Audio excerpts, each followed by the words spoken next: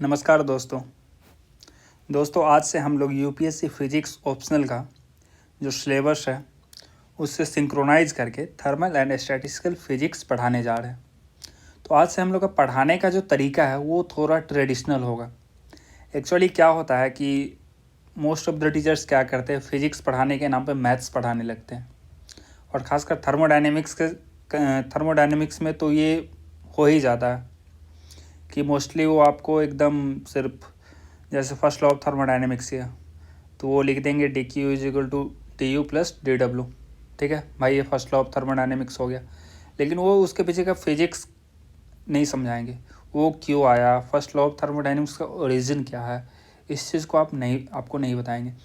और आप ये भूल जाओ कि आप यूपीएससी के एग्ज़ाम में सिर्फ मैथ्स लिख के आ जाओगे, फिजिक्स के नाम पे मैथ्स लिख के आ जाओगे तो आपको मार्क्स मिलेंगे। बिल्कुल नहीं मिलेंगे। एट मैक्स आप पूरा भी लिख के आ जाओ ना तो 40% से ज़्यादा आपको मार्क्स नहीं मिलेंगे मैथ्स लिखने पे। आपको वहाँ पे फिजिक्स लिखना ही पड़ेगा, मतलब आपको कंसेप्ट वहाँ पे लिखना ही पड़ेगा। ठीक है, तो हम लोगों ने क्या किया है कि अभी थर्मल एंड स्टैटिस्टिकल फिजिक्स में आपके सामने जो बुक दिख रहा है गर्ग बंसल घोष का, तो उसको मैं चैप्टर वाइज पढ़ाऊँगा। ठीक है, जैसे हम लोग करते थे ना स्कूल वगैरह में 10 तक जैसे हम लोग पढ़ते थे, तो उसी तरह से मैं यहाँ पे पढ़ाऊँगा। ठीक है, तो इसमें मैं पूरा बुक को एकदम थॉरोली पढ़ाऊँगा। इन बिटवीन द लाइंस जो भी कंसेप्ट है वो मैं आपको यहाँ पे बताऊँगा। ठीक है, और धीरे धीरे हम लोग प्रोसीड करेंगे। इस बुक से ज़्यादा हम लोग को चैप्टर पढ़ना नहीं है, 8 से 9 चैप्टर हम लोग को मैक्स एट मैक्स पढ़ना है। और एक चैप्टर से मैक्स कितना वीडियो बन जाएगा, 6 से 7 वीडियो बनेगा। 6 से 7 मैक्सिमम, मैं बोल रहा हूँ 6 से 7 मैक्सिमम वीडियो बनेगा। वो भी आपका जनरली 10 से 15 मिनट का बनेगा। ठीक है, तो हम लोग यहाँ पे देखेंगे चैप्टर 4 सबसे पहले देखेंगे। चैप्टर 4 का नाम है आपका बेसिक कंसेप्ट्स ऑफ थर्मोडायनेमिक्स। ठीक है, सबसे पहले हम लोग बेसिक कंसेप्ट से देखेंगे। आप अगर वहाँ पे यूपीएससी का सिलेबस भी देखोगे तो वहाँ पे लॉज ऑफ थर्मोडायनेमिक्स पहले लिखा है। ठीक है, तो लॉज ऑफ थर्मोडायनेमिक्स को पढ़ने से पहले हम लोग को बेसिक कंसेप्ट जो होता है थर्मोडायनेमिक्स का वो जानना ज़रूरी है।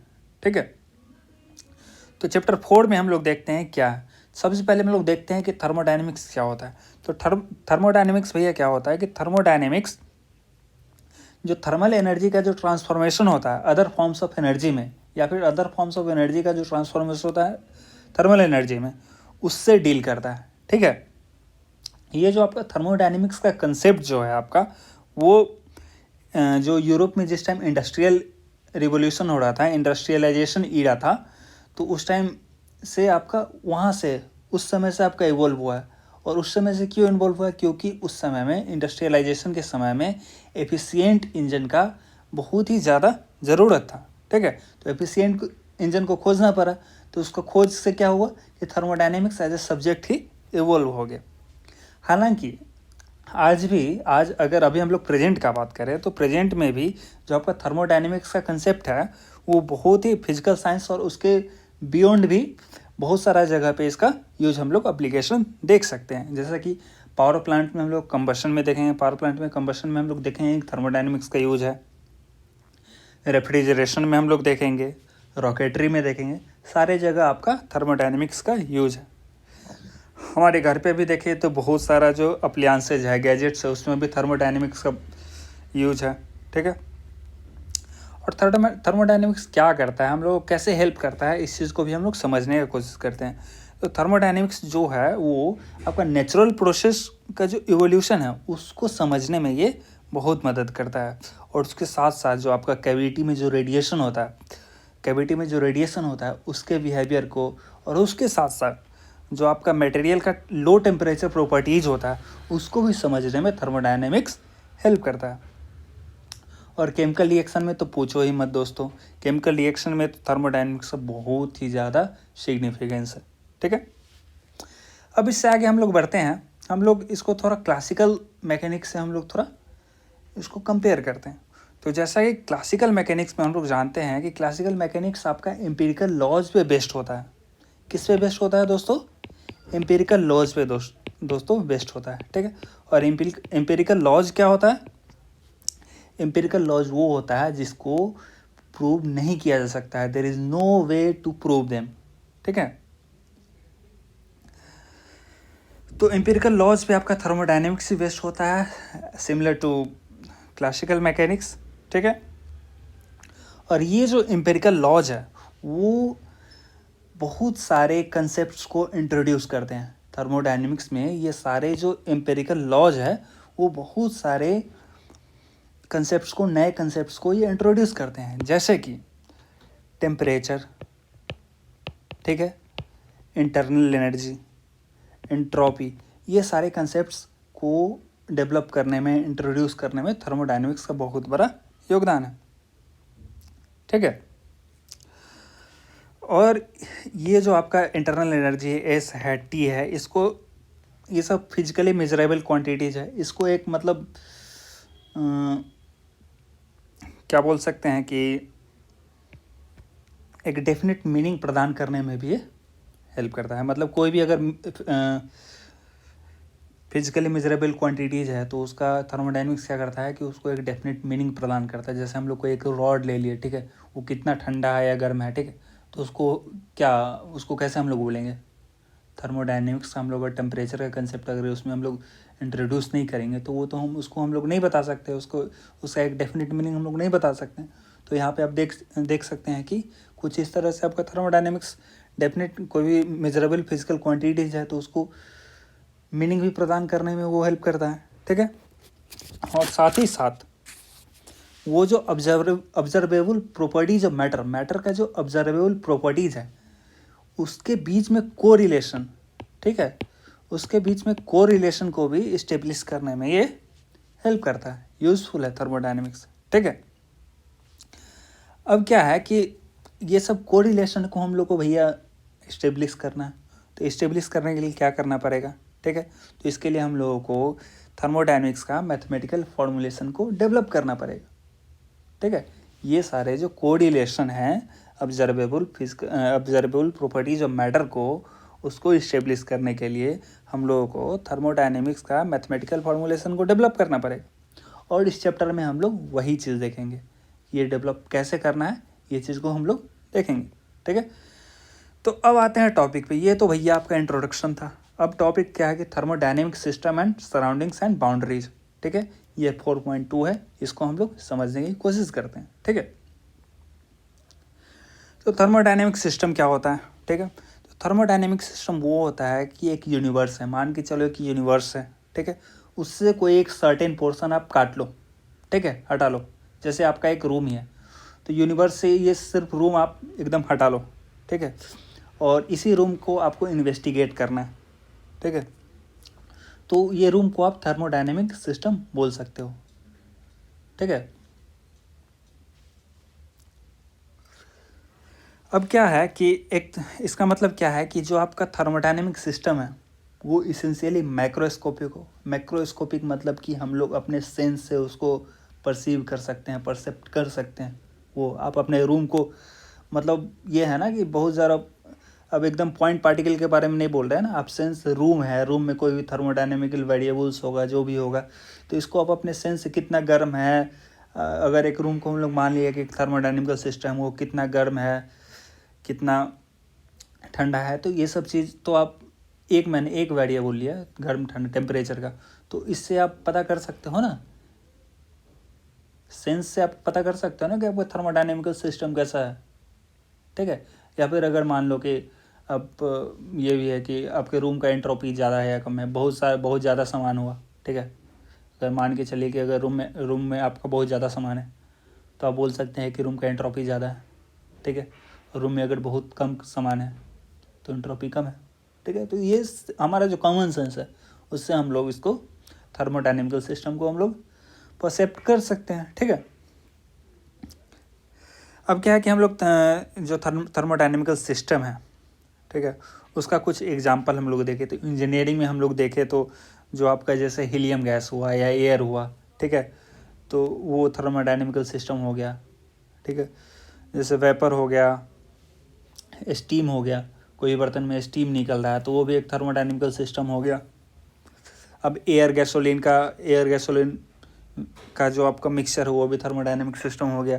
और भी बहुत सारे एग्जाम्पल है इसका। फिजिक्स में तो और भी इससे भी ज़्यादा हम लोग और थर्मोडायनेमिकल सिस्टम का हम लोग एग्जाम्पल ले सकते हैं, जैसे कि स्ट्रेस वायर हो गया, इलेक्ट्रोस्टैटिक कैपेसिटर हो गया, थर्मोकपल हो गया, मैग्नेटिक मटेरियल हो गया, सरफेस फिल्म हो गया, इलेक्ट्रिक सेल हो गया इत्यादि। ठीक है। अब क्या है कि जी ये जो आपका थर्मोडायनेमिकल सिस्टम है वो आपका सिंपल भी हो सकता है, ठीक है, या कम्प्लेक्स भी हो सकता है, होमोजेनस भी हो सकता है, मतलब अब मान के चलो कि आपके रूम में सिर्फ ऑक्सीजन ही हो सकता है, या फिर हेट्रोजीनस भी हो सकता है कि मिक्सचर ऑफ गैसेज हो गया। ठीक है। लेकिन ये है कि ये एकदम हमेशा फाइनाइट ही रहेगा। ठीक है ना। ये जो आपका सिस्टम है वो थर्मोडायनेमिकल सिस्टम है वो हमेशा फाइनाइट ही रहेगा, वो आपको पता रहेगा। ठीक है। इसका एग्जांपल हम लोग और भी बहुत सारे ले सकते हैं। गैस सिलेंडर हो गया, ठीक है, जो गैस सिलेंडर जिसमें friction less leak proof piston जो जिसमें फिट रहता है, ठीक है, उसको हम लोग सिंपल होमोजीनियस सिस्टम की तरह भी हम लोग मान सकते हैं। ठीक है। गैस में क्या ब्यूटेन गैस रहता है, तो सिंपल उसको हम लोग होमोजीनियस सिस्टम मान सकते हैं। ठीक है। और हेट्रोजीनियस कॉम्प्लिकेटेड हेट्रोजीनियस का एग्जांपल हम लोग देखें तो फेनॉल वाटर मिक्सचर जो हो गया वो आपका कम्प्लेक्स हेट्रोजीनियस सिस्टम का एग्जांपल हो गया। ठीक है। अब क्या आप थर्मोडायनेमिकल सिस्टम आई थिंक आप समझ गए हैं। ठीक है।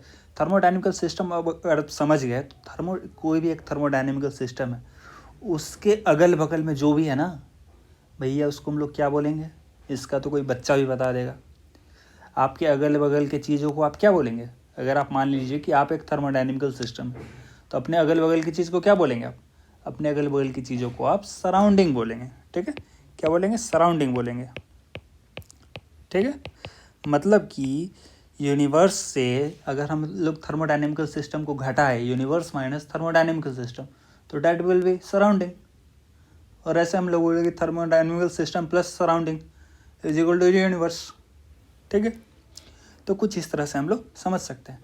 अब भैया क्या है कि थर्मोडायनेमिकल सिस्टम और सराउंडिंग के बीच में जो इंटरफेस है जो दोनों को डिस्टिंक्टली दिखाता है, ठीक है, उसको हम लोग क्या बोलते हैं, तो उसको हम लोग भैया बाउंड्री बोलते हैं। ठीक है। अब ये जो बाउंड्री है आपका रियल भी हो सकता है। ठीक है। जैसे कि आप गैस सिलेंडर में देखते हैं जो उसका आउटर सरफेस हो गया वो मेटालिक सरफेस, वो आपका बाउंड्री हो गया। ये इमेजिनरी भी हो सकता है, जैसा कि आप देख सकते हैं कोई जिगजैग पाइप में गैस फ्लो कर रहा है तो उस केस में आप देख सकते हैं कि वहाँ पे इमेजिनरी बाउंड्री है। ठीक है। हालांकि ये जो आपका कोई भी थर्मोडायनेमिकल सिस्टम का एग्जिस्टेंस है ना, ठीक है, थर्मोडायनेमिकल सिस्टम को डिस्टिंक्टली हम लोग को बताना है अगर सराउंडिंग से, तो उसके लिए बाउंड्री का एग्जिस्टेंस बहुत ही ज़्यादा ज़रूरी है। ठीक है। अब ये जो बाउंड्री है एक फिगर हम लोग बना लेते हैं। चलिए एक फिगर हम लोग ऐसे बनाते हैं।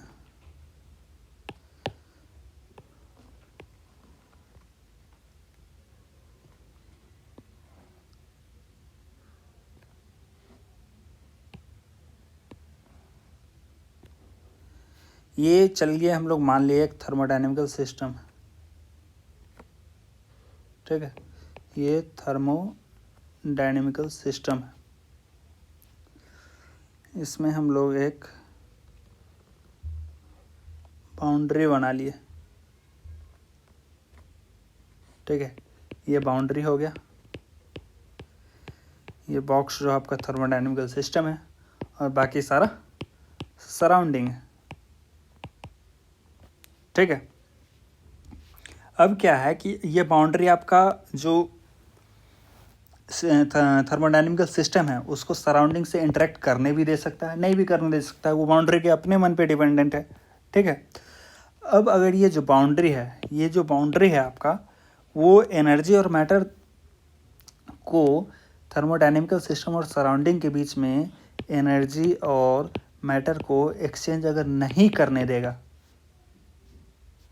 तो उसको हम लोग बोलेंगे आइसोलेटिंग बाउंड्री।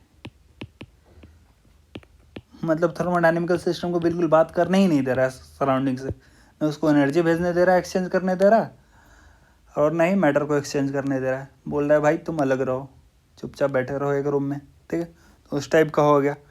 तो उस टाइम आइसोलेटिंग, उसको उस बाउंड्री को हम लोग बोलेंगे आइसोलेटिंग बाउंड्री, और जो सिस्टम हो जाएगा उसको हम लोग बोलेंगे आइसोलेटेड सिस्टम। ठीक है, ये तो फर्स्ट केस हो गया। अब सेकेंड केस है कि आपका ये देख लीजिए, एनर्जी और मैटर के ही एक्सचेंज पे हम लोग डिपेंड करेंगे। सेकेंड केस हो गया कि अगर एनर्जी को पास होने दे रहा है और मैटर को पास नहीं होने, मैटर को एक्सचेंज नहीं होने दे रहा है बाउंड्री, तो उस टाइम क्या बोलेंगे उसको हम लोग बोलेंगे क्लोज सिस्टम। मतलब एनर्जी को पास होने दे रहा है, एनर्जी पास होने दे रहा है, मैटर को पास नहीं होने दे रहा। और तीसरा क्या है, ओपन सिस्टम। ओपन सिस्टम में क्या है कि आपका एनर्जी को भी पास होने दे रहा है और मैटर को भी पास होने दे रहा है। और आइसोलेटेड सिस्टम में क्या था, न एनर्जी को पास होने दे रहा था न मैटर को। ठीक है, तो इस तरह से 3 सिस्टम आपका हो गया। क्लियर है। अब क्या है कि ये जो आपका सरफेस है, बाउंड्री एक सरफेस ही होगा। ठीक है, अब जो सरफेस है, जो थर्मल इंटरेक्शन होने से, ठीक है, थर्मल इंटरेक्शन होने से जो रोकेगा, हीट को अगर ट्रांसफ़र होने से जो रोक रहा है, तो उसको हम लोग क्या बोलेंगे, एडियाबैटिक बोलेंगे। ये तो पहले एनर्जी का हम लोग सिंपली देख रहे थे। अब एनर्जी में हम लोग स्पेसिफिक हीट एनर्जी पे, थर्मल एनर्जी पे आते हैं। तो थर्मल एनर्जी को जो नहीं होने देगा, मतलब सराउंडिंग से और सराउंडिंग और थर्मोडायनेमिकल सिस्टम में थर्मल एनर्जी का एक्सचेंज नहीं होने देगा, तो उस बाउंड्री को हम लोग बोलेंगे adiabatic.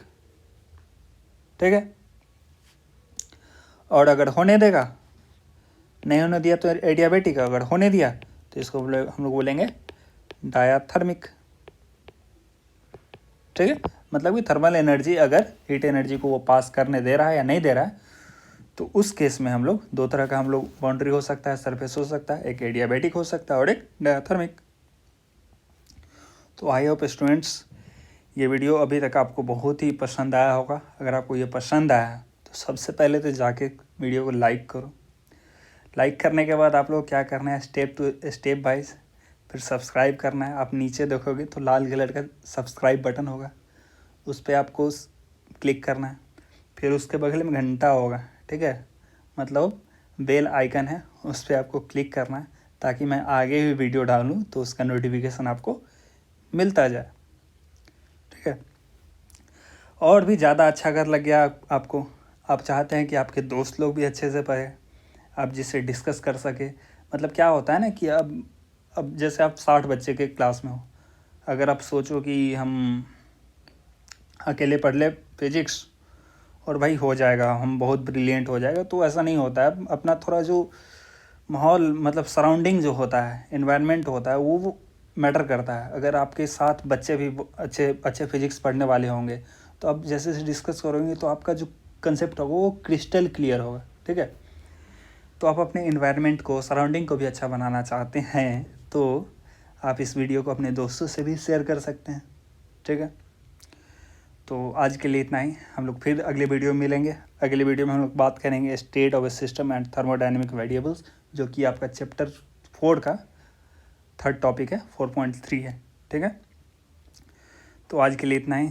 Thank you very much.